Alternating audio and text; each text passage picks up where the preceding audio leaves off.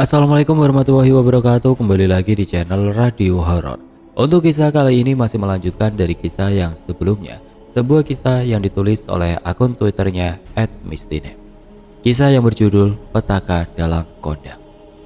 Dan sebelum kita lanjut ke ceritanya, tekan dulu tombol like video ini dan jangan lupa tekan juga tombol subscribe channel ini dan nyalakan juga lonceng notifikasinya agar tidak ketinggalan cerita-cerita lainnya dari channel ini. Buat teman-teman yang pengen membaca langsung ceritanya, nanti silahkan saja kunjungi linknya yang nanti akan saya sertakan di kolom deskripsi. Dan seperti apa untuk lanjutan dari kisah ini? Langsung saja kita masuk ke ceritanya.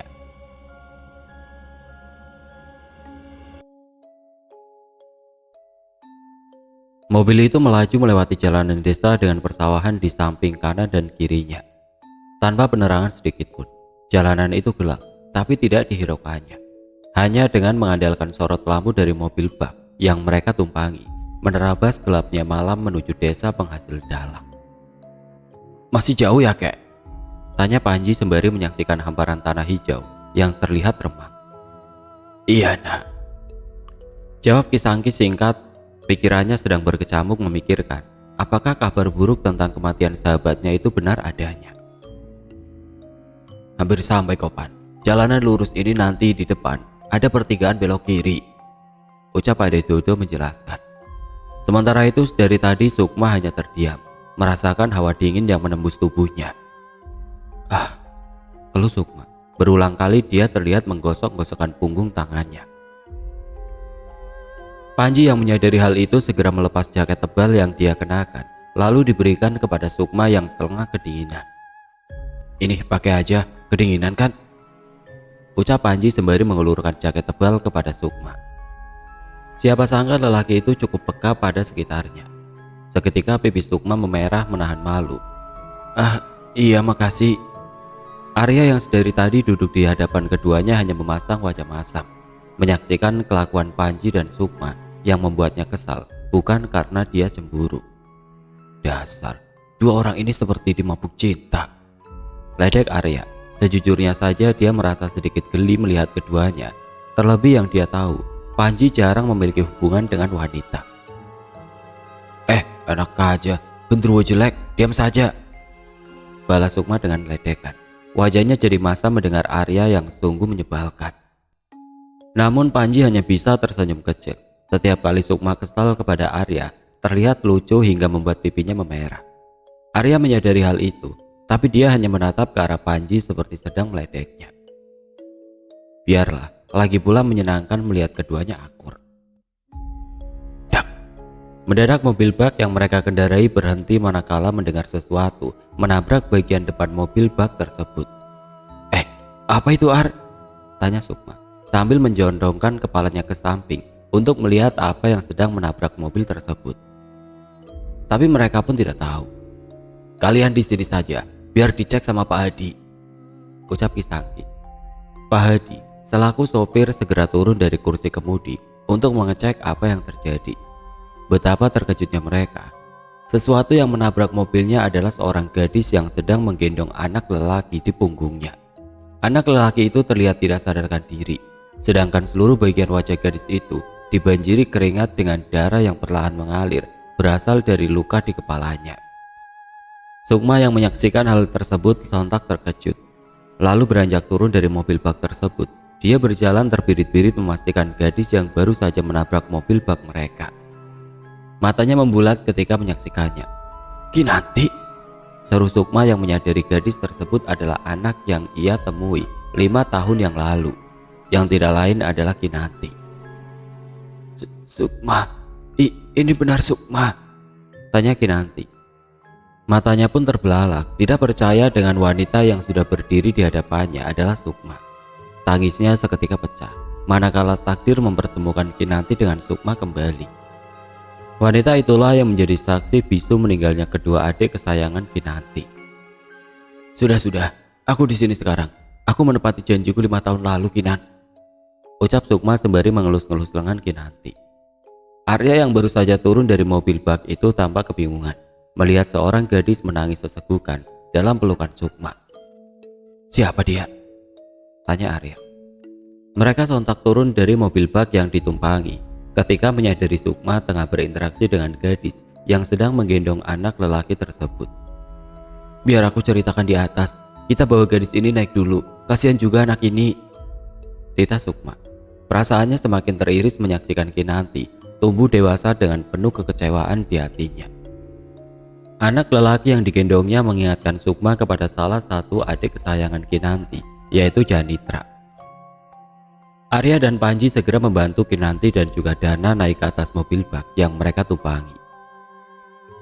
Mobil itu melaju kembali melanjutkan perjalanan menuju desa Ranawara dengan segala keresahan yang ada pada hati mereka. Kedatangan Kinanti membawa sejuta pertanyaan dalam benak Panji. Terlebih saat dia mengetahui Sukma mengenal gadis itu, bak seorang adik dan kakak. "Siapa namamu? Kamu berasal dari desa mana? Dan kenapa kepalamu terluka?" Cerocos Panji yang bertanya pada gadis itu. Sukma masih mencoba menenangkan Kinanti yang tengah menangis sesekukan. Sedangkan Arya, Kisangki dan Pak Didodo hanya menatap ke arahnya tanpa mengeluarkan sepatah kata pun. Mereka ingin mengalah sebab mengerti kondisi sulit yang tengah dialami gadis itu.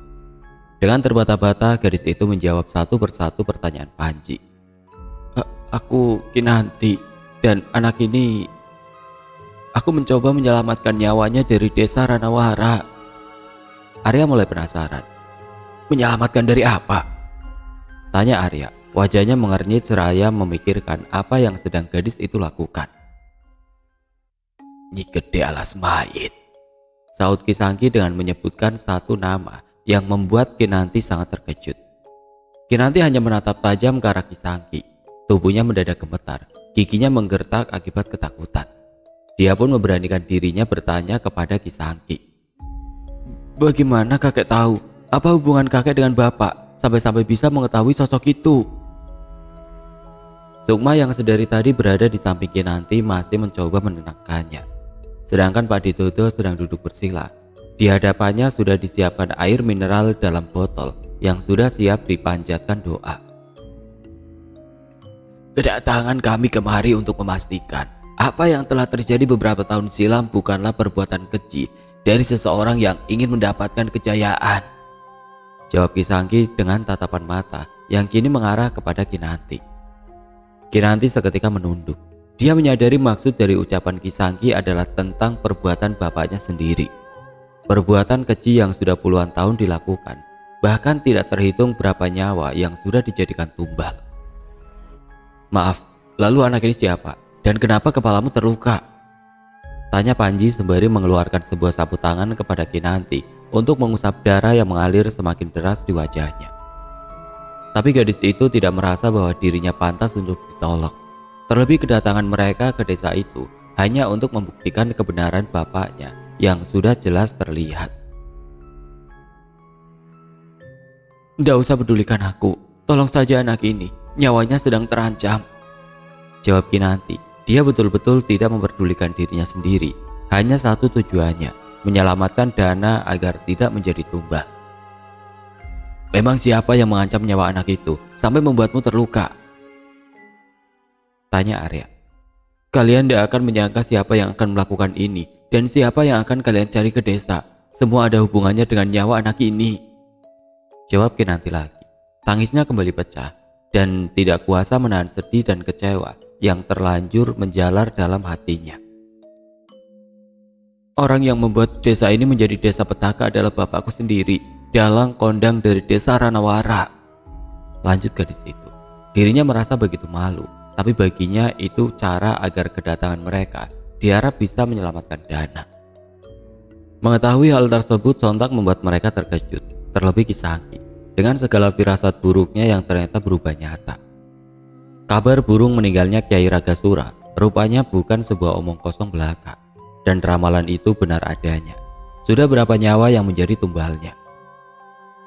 "Ternyata benar, kematian Ragasura ada hubungannya dengan dalang itu," gumam Kisangki sambil meraup wajahnya merasakan detak kecewa dalam hatinya. Malam itu semakin larut, beriringan dengan mobil bak yang dikendari Pak Hadi akan sampai pada desa yang mereka tuju. Membawa saksi bisu kejinya seorang dalang kondang dan juga penerawangan 5 tahun lalu yang Sukma lakukan. Kali ini tidak bisa dia biarkan. Kekejaman itu akan segera berakhir di tangannya. Kini, dia mulai menginjakan kakinya pada sebuah desa yang tidak lagi harum namanya. Bau anyir tanah desa itu bahkan melekat pada hidung Sukma, menyisakan sebuah ingatan pahit tentang takdirnya. Pertemuan Sukma kala itu dengan Nyi Gede Alas Mayit tidak membuahkan hasil apapun. Dia tidak punya banyak tenaga untuk menghalangi takdir buruk desa tersebut. Namun, kini dia kembali bersama bala bantuan yang lebih besar, berharap tanggung jawabnya kali ini akan selesai. Sukma, sepertinya aku bersembunyi dulu di warung itu. Kasihan anak ini, pasti lelaki gagah itu masih mengejar kami, ucap Kinanti dengan raut wajah ketakutan. Sejak mobil bak itu sampai kembali ke desanya, dia sangat takut keberadaannya diketahui lagi oleh Toro. Sukma hanya mengernyit. Lelaki gagah? Siapa itu? Apa dia yang membuatmu terluka? Tanya Sukma sembari membantunya turun dari mobil bak tersebut. Dengan bibir gemetar ketakutan, sejujurnya dia takut untuk mengatakan itu. Terlebih sedari tadi dirinya merasa tidak aman meski berada di sekitar mereka. Toro, dia anak buah bapakku. Aku bisa mati malam ini kalau ketemu dia lagi. Arya menyadari hal itu. Tentu dirinya tidak akan membiarkan seorang di antara mereka terluka. Tenang saja, kamu bersama orang yang tepat. Siapapun yang berani mengganggu urusanku malam ini akan mati di tanganku, sekalipun itu menyentuhmu, sahut Arya dengan tegas. Pakai saja tudung itu, gak ada yang bisa mengenali kamu selama berada di samping kami. Anak itu, biar Pak Hadi bawa pulang dulu, lanjut Arya sembari mengulurkan kerudung hitam kepada Kinanti. Kinanti hanya mengangguk mengiyakan ucapan Arya. Kemudian dia mulai melilitkan kerudung hitam itu menutupi seluruh bagian tubuh dan wajahnya, sehingga Toro tidak mungkin akan mengenalinya. Mereka telah tiba pada sebuah petaka. Niat yang sudah lama terendus oleh Nyi Gede Alas Mayit membuat Jiwo dengan mudah mengetahui siapa saja yang mengancam nyawanya. Beberapa sesajen sudah dipersiapkan pada sebuah ruangan di dalam gubuk yang jauh terpelosok di Alas Mayit. Tidak akan ada seorang pun yang mengetahuinya, terlebih tempat itu memang sudah ditutup dari penglihatan manusia biasa. Sebentar lagi. Jiwo tertawa puas, meski sempat gagal, tapi kali ini dia akan diuntungkan dengan kedatangan Sukma dan yang lainnya. Persembahannya malam itu akan sempurna. San, lihat saja. Apa nyawamu akan selamat? Wanita penjaga kitab itu bahkan tidak sadar kalau kitabnya sudah lama Nyai bawa. Sekarang tidak ada yang bisa menghalangi aku, ucap Jiwo. Perlahan tangannya membuka lilitan kain yang menempel erat pada mulut Santo. Kawan baiknya itu dibiarkan meregang nyawa puluhan tahun dalam gubuk tanpa sedikit cahaya. Tidak ada makan, tidak ada minum, hanya rasa perih dan gatal yang menyelimuti seluruh tubuhnya. Dia mulai tidak tahan, sungguh tidak tahan, tapi hanya bisa berharap pada kuasa Sang Pencipta. Sampai kapan, Ci? Sudah cukup, Ci, cukup, begik Santo. Air matanya mulai mengalir membasahi pipinya yang penuh luka. Dia tidak bisa berbuat apapun dengan seluruh tubuhnya yang terlilit rantai. Setiap kali mencoba lari selalu gagal. Gesekan rantai yang mengikat membuat perih sekujur luka di tubuhnya yang tidak lagi tertutup kulit. Bau busuk menyengat mengundang lalat yang seringkali muncul mengerubungi lukanya. Darah dan nanah juga tidak kunjung kering, walau sudah berpuluh tahun lamanya. Kamu sudah hampir mati, tidak usah banyak bergerak, balas Jiwo dengan kejamnya, sambil melangkah meninggalkan Santo seorang diri di dalam gubuk tersebut. Sekarang Toro, ditanya, dia kembali berjalan tergesa-gesa untuk menuju pagelaran wayang. Toro hanya mengangguk, dirinya sungguh tunduk dalam setiap perintah yang diberikan Jiwo, tanpa terkecuali. Bak dirasuki oleh sosok lain, tubuhnya kini hanya sebagai wadah tanpa jiwa yang hidup di dalamnya. Tanpa mereka sadari, niat mereka untuk menyelamatkan Kinanti dan juga Dana sudah terdengar oleh Toro. Sedari tadi lelaki itu berjaga dari balik gubuk desa yang tidak jauh dari gapura di mana mereka berdiri. Itu kesempatan bagus baginya. Kali ini dia pastikan tidak akan gagal. Mereka kira aku bodoh. Lihat saja siapa yang mati malam ini. Dia segera berlari melewati sela-sela rumah warga untuk menuju pagelaran wayang, membawa kabar kedatangan hal buruk yang akan menghalanginya.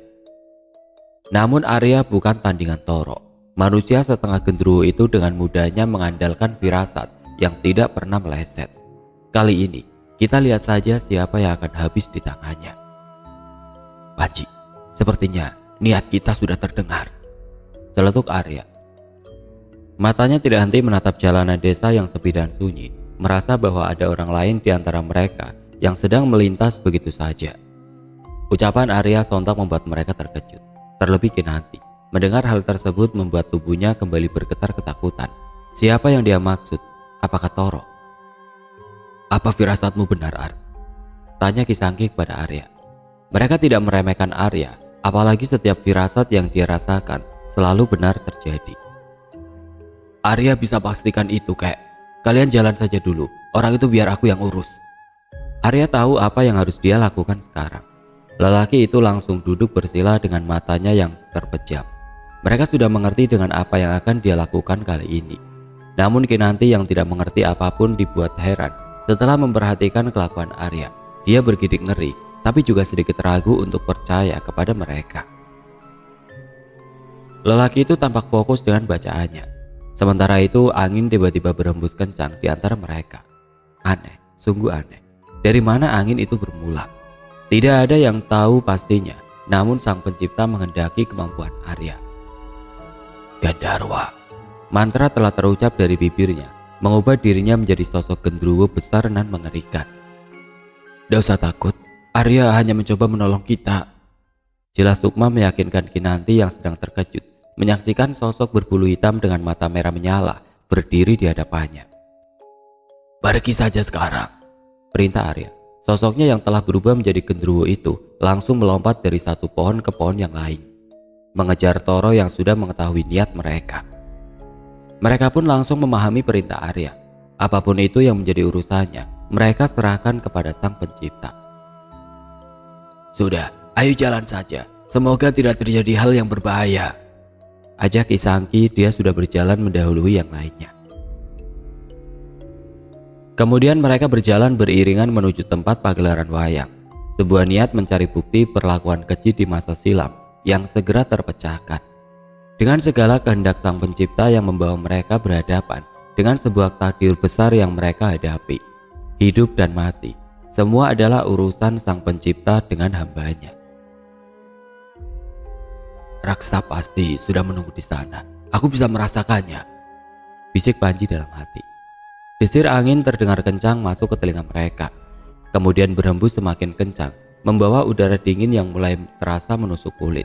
Bahkan jaket tebal yang Panji gunakan tidak dapat menangkal hawa dingin yang dia rasakan. Begitu dingin, rasanya seperti berada di puncak gunung sekaligus. Namun Panji hanya terdiam, dengan matanya yang selalu was-was memperhatikan sekitaran. Seiring dengan langkahnya, dia terus mengucap amalan sepanjang perjalanan saat dia merasa hal buruk yang datang akan lebih besar dari sebelumnya. Entah itu hanya perasaannya saja, atau malah sebuah pesan agar dia senantiasa waspada. Dalam lamunannya, sekelebatan penerawangan hadir, menyaksikan sebuah perlakuan keji yang menyayat hati. Pemuda berbadan gagah menyiksa dengan buas dua anak kecil yang malang. Jerit tangis kedua anak tersebut terdengar kencang menusuk telinganya, yang membuatnya lebih terkejut ketika seorang gadis datang menyaksikan penyiksaan yang dilakukan oleh pemuda tersebut. Gadis itu berteriak histeris memanggil nama kedua anak tersebut. Jajah, Jani. Dengan tanpa sadar Panji pun menirukan teriakan gadis tersebut. Jajah, Jani. Namun gadis yang ada di sampingnya kini membanting wajahnya ke arah Panji. Kamu tahu nama adikku? Tanya Kinanti tiba-tiba. Wajahnya tampak penasaran, sedangkan pikirannya tidak berhenti menerka dari mana lelaki itu mengetahui nama kedua adiknya. Pertanyaan Kinanti sontak membuat Panji terkejut, manakala gadis itu mengatakan bahwa kedua nama yang dia sebutkan adalah adiknya. Adikmu? Tanya Panji yang tampak kebingungan. Jika benar, berarti gadis yang ada di penerawangannya adalah Kinanti dan pemuda itu. Iya, adikku. Lama sudah meninggal, jawab Kinanti dengan yakin. Jawaban Kinanti semakin membuatnya terkejut. Sekelibatan penerawangan yang hadir rupanya benar terjadi. Dua anak tidak berdosa itu dihabisi dengan keji tanpa ampun, dibunuh, disayat, bahkan diseret paksa hingga kulit lembut kedua anak itu tergores oleh tanah. Sukma tidak menghiraukan apa yang sedang keduanya perbincangkan. Perasaannya kini tidak enak. Dia takut terjadi sesuatu yang buruk pada Arya. Tidak banyak waktu, harus bergegas, titah Sukma. Dia berjalan tergesa-gesa mendahului Panji dan juga Kinanti. Panji menyadari ada yang tidak beres dengan gadis itu, sebab tidak biasanya dia terlalu begitu tegang meski berurusan dengan hal yang sulit sekalipun. Ada apa Sukma?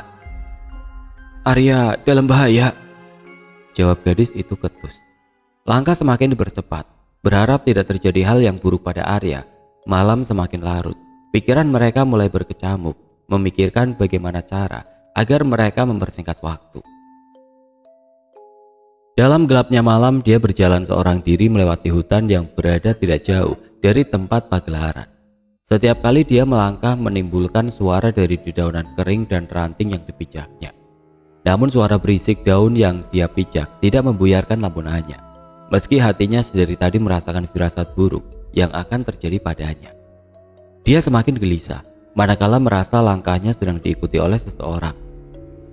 Sesekali dia menengok ke arah pepohonan yang ada di sekitarnya, namun tidak ada seorang pun yang dia dapati sedang mengikutinya. Entah hanya firasatnya saja atau memang ada. Bulu kuduknya pun bangkit saat dia mendengar suara janggal yang benar adanya. Seperti gesekan dedaunan yang sesekali diselingi dengan suara raungan seperti hewan buas. Tapi suara tersebut tidak dihiraukannya. Dengan memberanikan diri, dia terus berjalan mempercepat langkahnya agar segera bertemu Jiwo. Kali ini suara raungan itu terdengar keras bersamaan dengan hembusan nafas berat yang menyertainya. Toro tidak berbohong bahwa dia ketakutan, tapi dengan beraninya dia menoleh sambil menghentikan langkahnya untuk memastikan suara yang ada. Rasa takut semakin memuncak, bahkan kakinya mulai terasa lemas seakan tidak sanggup melanjutkan perjalanannya. Wajah yang mulai dibanjiri keringat dengan badan gemetar hebat. Siapa itu? Pekik Toro menantang suara dari yang sedari tadi dia dengar tengah mengikutinya. Aku siapa? Jawab sosok itu dengan suara dan nafas beratnya. Suara itu terdengar begitu dekat dengannya, bahkan tidak ada sejengkal jaraknya. Seperti berbisik pada Toro, tapi dia seakan tidak bisa melihat siapa sosok yang mengikuti dirinya. Brak! Seketika sosok yang sedari tadi mengikutinya berdiri tepat di hadapan Toro dengan tatapan mata merah menyala. Dengan dua gigi taring yang tajam, beserta kuku panjangnya yang siap menerkam Toro hidup-hidup. Sungguh menakutkan. Bahkan lelaki itu tidak langsung mundur beberapa langkah darinya, sebab dia tidak pernah bertemu dengan sosok seperti yang ada di hadapannya. Tidak berbohong bahwa Toro sungguh terkejut melihatnya. Kedua kakinya bahkan terasa tidak mampu lagi menopang tubuhnya hingga membuat dia tertunduk lemas. Tapi dia tidak menyerah. Dengan sekuat tenaga berusaha menjauh beberapa langkah dari sosok yang semakin mendekat memperlihatkan perpawakan yang menakutkan. Sosok genderuwo buas itu bahkan tidak senang melihatnya ketakutan bahwa hewan buas mendapat mangsa. Ingin tahu siapa aku? Tanya sosok genderuwo yang tidak lain adalah perwujudan dari Arya. Kamu tidak tahu siapa aku? Demi Tutan seperti kamu akan kalah dengan Ki Jiwo. Pekik Toro yang sedang berusaha membela dirinya dengan seluruh badan gemetar ketakutan serta wajahnya yang sudah basah dibanjiri keringat. Namun tampaknya Arya tidak takut dengan siapa yang akan menjadi lawannya. Siapapun itu jika berani berurusan dengannya, pasti akan habis saat itu juga.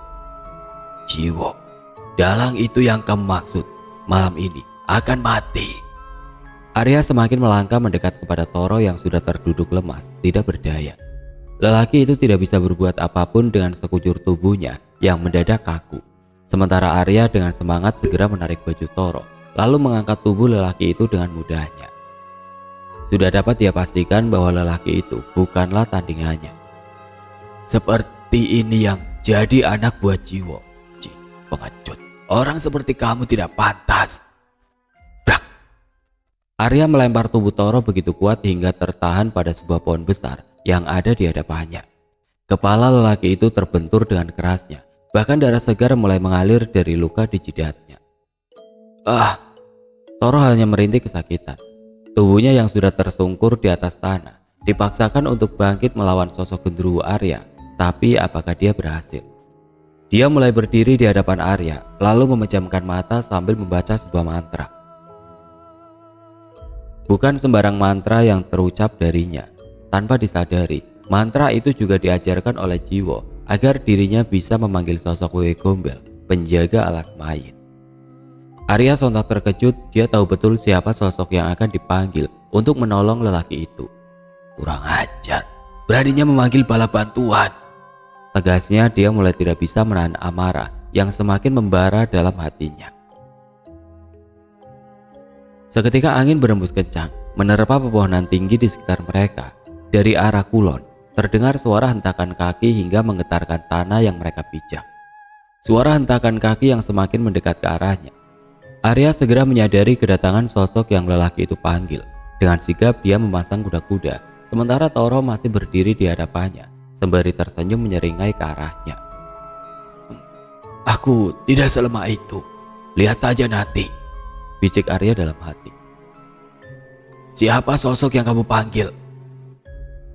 Lelaki itu tidak menjawabnya. Dengan senyum licik, dia hanya menatap Arya. Lihat saja. Dia tampak menantang Arya karena merasa dirinya akan segera selamat karena bantuan yang dia bawa. Brak! Tubuh Arya terlempar dengan kuat hingga menabrak sebuah pohon besar yang ada di belakangnya. Sosok Nyi Gede alas mayit berhasil melemahkan kuda-kuda Arya. Dia lengah karena tidak menyadari dari mana sosok itu muncul. Namun hal itu tidak membuatnya lemah. Dengan sekuat tenaga dia bangkit. Matanya mulai terpejam dengan bibir yang mulai bergerak seraya membaca sebuah mantra. Mantra itu bekerja dengan izin alam beserta kehendak Sang Pencipta, mengubah tubuhnya menjadi lebih besar 2 kali lipat dari semula. Sosok genderuwo itu bahkan lebih menyeramkan dibanding Wewe Gombel yang sedari tadi berdiri di hadapannya. Tidak mungkin, gumam Toro. Matanya terbelalak menyaksikan perubahan sosok genderuwo mengerikan berhadapan dengan Nyi Gede alas mayit. Sementara itu angin berhembus semakin kencang, diiringi dengan suara tawa melengking dari sosok Nyi Gede alas mayit. Seketika membangkitkan bunyi gagak yang dari tadi mengitari kepala mereka. Wewe Gombel itu seketika mendekat ke Arya, sembari menampakkan lidahnya yang panjang dan juga payudaranya yang menjuntai hampir menyentuh tanah. Sosoknya mengerikan, bahkan tidak enak untuk dilihat. Sambil memainkan rambutnya, sosok itu hanya tersenyum menyeringai. Nah, kenapa kamu ikut campur urusanku? Tanya sosoknya dengan suara lirih. Aku tidak ikut campur urusanmu, tapi kamu yang ikut campur urusanku.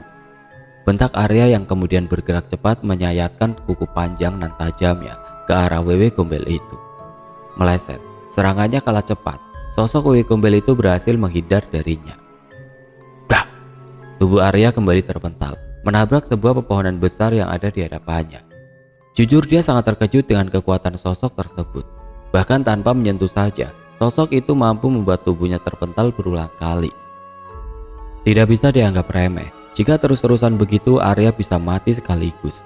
Tetapi hal itu tidak membuat Arya menyerah. Segeralah dia bangkit lalu berlari secepat kilat, menyayatkan kembali kuku panjangnya, tepat pada wajah Wewe Gombel tersebut. Satu sayatan berhasil mengenai wajah sosok tersebut, meninggalkan bekas cakaran panjang yang hampir mengenai lehernya. Hingga sosok itu sontak berteriak kencang karena kesakitan. Sementara itu Toro mencari celah untuk pergi meninggalkan tempat tersebut, menuju lapangan pagelaran. Sungguh licik. Lihat, siapa yang akan mati nak? Ucap Nyi Gede alas mayit sembari melempar senyum mengerikan ke arah Arya. Wajah keriputnya itu semakin mengerikan manakala darah hitam kental yang berasal dari luka cakaran itu mengalir dengan bau busuk yang semakin menyeruak terbawa angin. Tidak berselang lama sosok itu menghilang dari hadapan Arya yang masih terdiam sembari mengatur nafasnya yang memburu. Amarahnya belum surut, manakala dia merasa tidak puas karena tidak berhasil menghabisi keduanya. Namun seketika dia tersadar dari lamunannya saat dia tidak mendapati Toro di tempat tersebut. Sial, ternyata dia melarikan diri. Kesal Arya dengan segala tenaga yang tersisa. Dia berlari menerabas pepohonan tinggi di sekitarnya untuk mencari kemana Toro pergi, hanya dengan mengandalkan indera penciumannya yang tajam. Dari kejauhan terlihat penampakan Toro sedang berlari sembari menggenggam golok menuju panggung pertunjukan. Nafasnya memburu setelah melarikan diri dari hutan tersebut. Selagi sosok genderuwo itu tidak menyadari keberadaannya, Jiwo yang menyadari kedatangan Toro hanya menatapnya tajam. Seakan dia tahu apa yang telah terjadi padanya. "Ki, maaf Ki, tapi ada yang lebih gawat," pekik Toro sembari mengatur nafasnya. Sekali lagi Jiwo hanya menatap lelaki itu dengan tajam. "Katakan." "Gerombolan orang akan datang kemari untuk menggagalkan rencana Aki. Begitu juga si Dana. Anak itu dibawa pergi oleh salah satu dari mereka menggunakan mobil bak." Jiwo cukup terkejut mendengarnya. Terlebih gerombolan orang yang akan datang sudah pasti berniat menggagalkan rencananya. "Aku tidak peduli. Mau sebanyak apa orang yang berusaha menggagalkan rencanaku, yang aku mau sekarang, bawa anak itu kembali. Mereka pasti belum jauh dari sini," tita Jiwo pada lelaki tersebut. Toro hanya menganggukkan kepalanya, mengiyakan perintah Jiwo. Namun hatinya tidak bisa berbohong bahwa dia khawatir dengan keselamatannya sendiri. Genderuwo besar yang menggadangnya itu tidak mungkin melepaskan dia begitu saja. Jiwo menyadari ketakutan Toro melalui wajahnya yang gelisah. Dengan ajian yang dimilikinya, dia melangkah mendekat ke arah Toro. Kemudian mulai menggosok cincin batu akik yang sudah melekat pada jari manisnya, yang perlahan dia usapkan pada kepala lelaki itu. "Ah!" Toro menjerit begitu kencang, merasakan tubuhnya begitu sakit seperti tercapik-capik. "Sudah, diam." Jiwo masih melanjutkannya terus-menerus kepada Toro. Dengan kesaktiannya, dia memanggil demit alas mayit untuk merasuk dalam tubuh Toro, mengendalikan tubuh lelaki itu agar menuruti semua perintah yang dia berikan. Dia mulai tersenyum menatap Toro yang terdiam di hadapannya, kemudian perlahan mengambil keris yang ada di balik stegennya, lalu memberikannya kepada lelaki tersebut. "Ro, aku sudah percaya padamu bahwa anak itu dengan selamat, tapi habisi saja orang yang membawanya." Tubuh Toro sepenuhnya dikendalikan, tatapannya kosong. Dia hanya bisa mengangguk lalu menuruti semua perintah yang Jiwo berikan. "Baik Ki," ucapnya sembali membalikan badan lalu berjalan menjauh dari panggung pertunjukan. Golok selalu dia genggam, sementara keris yang sudah diberikan diselipkan pada balik bajunya. Lelaki itu mulai menjauh, berjalan melewati celah-celah rumah warga untuk mengejar lajunya mobil bak yang dikendarai Pak Hadi. Mobil bak yang dikendarai Pak Hadi melaju menjauh dari desa Ranawara. Gelapnya malam beserta suara katak bersaut-sautan menemaninya dalam kesunyian malam. "Aduh, kok belum bangun ya anak ini?" Sembari menyetir, Pak Hadi menutupi tubuh Dana dengan jaket tebal yang tadinya dia kenakan. Senyumnya mengembang ketika melihat Dana. Anak itu mengingatkan dia pada putra kesayangannya yang telah lama meninggal. Sedih rasanya hingga tidak terasa air mata mulai menetes membasahi pipinya. Namun di tengah kesedihannya, dia mendapati seorang lelaki berdiri di tengah jalan yang akan dilaluinya. Melihat hal itu, dia sontak menginjak pedal rem agar mobil bak itu berhenti. "Malam-malam gini, ngapain berdiri di tengah jalan?" gumam Pak Hadi sembari turun dari mobil baknya. Namun baru beberapa langkah mendekat kepada lelaki tersebut, Pak Hadi malah dibuat ragu manakala dia melihat sebuah golok panjang tersorot lampu mobil baknya. Jantungnya berdegup kencang. Dengan tergesa-gesa dia segera kembali masuk ke dalam mobilnya. Berulang kali mobil itu dipaksa untuk berjalan, tapi entah mengapa mendadak mobilnya mogok di saat yang tidak tepat. Pak Hadi yang sudah ketakutan hanya berdiam di dalam mobil sambil berusaha mengunci pintunya dari dalam. Wajahnya sudah dibanjiri keringat dingin. Dia takut jika lelaki itu berniat menghabisinya. Ayolah bisa." Tubuh sudah gemetar ketakutan sambil berusaha membenarkan mobilnya. Berulang kali dia memastikan lelaki yang ada di hadapannya tidak bergerak sedikit pun. Namun setelah beberapa saat, lelaki itu mulai berjalan perlahan mendekat ke arah mobil bak yang dikendarainya. Ketakutannya semakin memuncak manakala golok yang dia lihat diacungkan persis di depan mobil baknya. Brak, brak. Lelaki berbadan gagah itu memaksa membuka pintu mobil tersebut dengan tatapan tajamnya yang terus mengarah kepada Pak Hadi yang sedari tadi ketakutan. Tubuhnya menjadi lemas seketika. Dia tidak tahu harus berbuat apa. "Apa yang diinginkan lelaki itu?" gumamnya dengan badan yang semakin gemetar memandangi sorot mata lelaki tersebut. Mobil yang dia kendarai masih dibuka paksa oleh lelaki gagah tersebut. Sambil membenarkan posisinya, Pak Hadi segera mengambil besi yang ada di bawah kursinya. Dengan segenap tenaga dia bersiap saat pintu itu berhasil dibuka. Pintu mobil bak itu berhasil dibuka dengan paksa, lelaki gagah tersebut mulai mengarahkan golok panjangnya tepat di depan wajah Pak Hadi. Sontak membuat lelaki setengah tua itu ketakutan. Tubuhnya bergetar hebat, bahkan dia mulai tidak bisa merasakan persendiannya. Apa yang kamu cari? Saya cuma ingin pulang. Pak Hadi merengek ketakutan dengan bibir gemetar. Namun apa daya, lelaki gagah itu menyeret paksa Pak Hadi agar keluar dari mobilnya.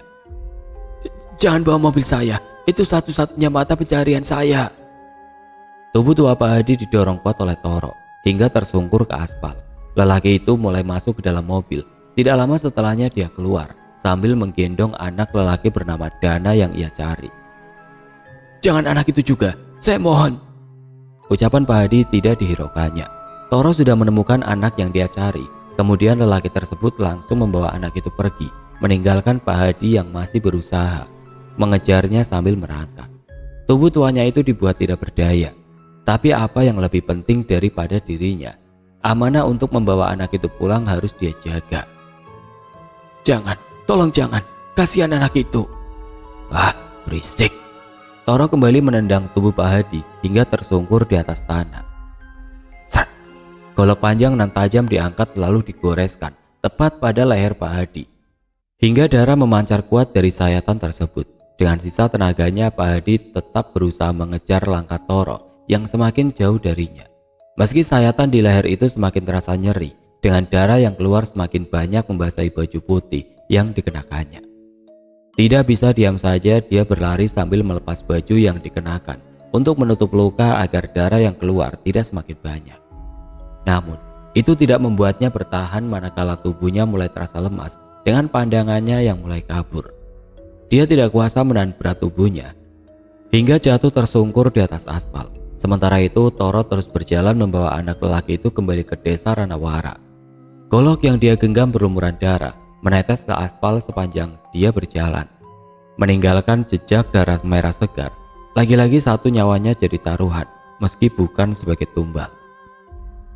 Selang beberapa saat setelah Pak Hadi tidak sadarkan diri, dari kejauhan terlihat dua pemuda yang sedang mengendarai motor melewati mobil baknya. Dua pemuda tersebut dibuat keheranan manakala melihat pintu mobil bak tersebut sudah rusak parah dengan kacanya yang hampir pecah. Kenapa ya Jo? Kok pintu mobilnya terbuka tapi gak ada orang?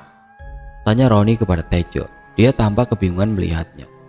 Tejo yang menyadari ucapan Roni langsung memperlambat laju motornya melewati mobil bak tersebut. Jangan-jangan kebegal. Ah, gak mungkin. Kalau kebegal kenapa mobilnya gak dibawa pergi? Astagfirullah Jo, lihat itu, teriak Roni ketika melihat seorang lelaki setengah tua terkapar di atas aspal. Sontak keduanya turun dari motor, lalu berlari menghampiri lelaki tersebut. Semakin dekat langkah keduanya, tapi Roni dibuat keheranan saat melihat tubuh lelaki itu seperti dia kenali. Tanpa berpikir panjang, Roni segera memastikannya. Kok telanjang dada ya? Coba balik badannya. Tita Tejo kepada Roni. Tangannya mulai menyentuh tubuh kembal lelaki tersebut yang tidak tertutup kain. Astagfirullah Jo, Pak Hadi ini, seru Roni. Ketika menyadari lelaki yang dia temukan adalah Pak Hadi, orang yang berasal dari desa yang sama dengan mereka, yaitu desa Salang Karangan. Tejo sangat terkejut mendengarnya. Ah, Pak Hadi, angkat cepat Ron, bawa ke mobilnya. Keduanya lalu mengangkat tubuh kembal Pak Hadi, lalu diletakkannya ke dalam mobil bak yang dikendarainya. Tapi Roni baru menyadari luka parah di leher lelaki itu sudah terikat kain saat darah tersebut menetes ke bajunya yang dia kenakan. Sialan, siapa yang lakukan ini Jo? Lihat, lehernya Pak Hadi ternyata luka. Tapi masih bernapas Ron, cepat kita bawa saja ke rumah sakit terdekat. Kamu bawa mobilnya, biar aku naik motor. Peristiwa naas yang menimpa Pak Hadi itu mengejutkan keduanya. Kedatangan Roni dan Tejo yang berawal ingin menyaksikan pagelaran wayang malah berpapasan dengan Pak Hadi yang sudah tidak sadarkan diri. Entah siapa yang berani melukai Pak Hadi malam itu, mereka tidak tahu menahu tentangnya. Kek, itu Arya, seru Panji sambil menepuk pundak Kisangki. Dari kejauhan sudah terlihat perpawakan manusia Arya tengah bersandar di pohon yang terletak di ujung jalan. Wajahnya tampak murung sambil menatap ke arah Panji yang sedang berjalan mendekat. Kenapa dia? Entahlah, ayo hampiri saja, siapa tahu dia bawa petunjuk. Mereka segera bergegas menghampiri Arya yang sudah menunggu di ujung jalanan desa. Wajahnya tampak kesal, entah apa yang sudah terjadi padanya.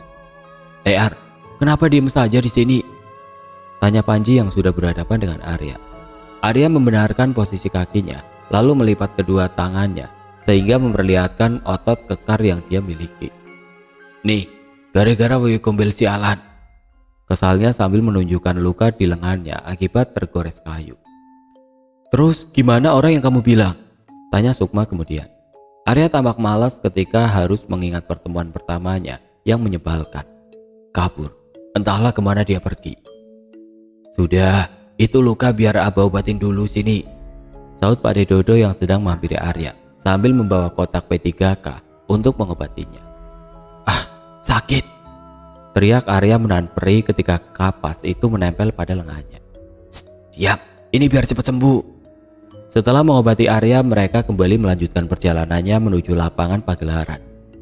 Tidak lama lagi langkah mereka akan sampai pada sesuatu yang akan menyambut kedatangannya malam itu.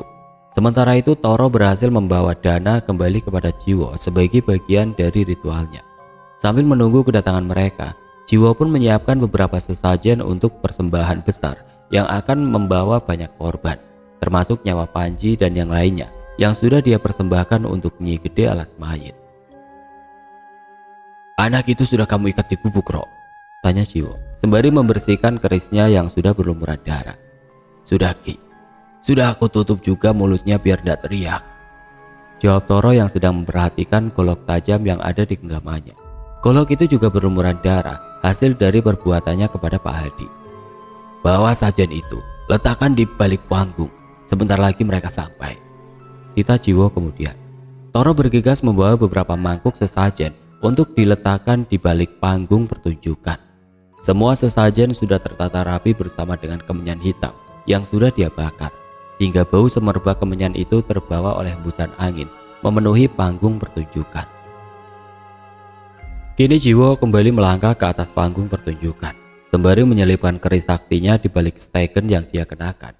Lelaki itu tersenyum penuh semangat. Rencananya malam ini akan berjalan lancar, terlebih kedatangan Panji dan lainnya sudah dia persiapkan sebagai persembahan besar, termasuk juga dana.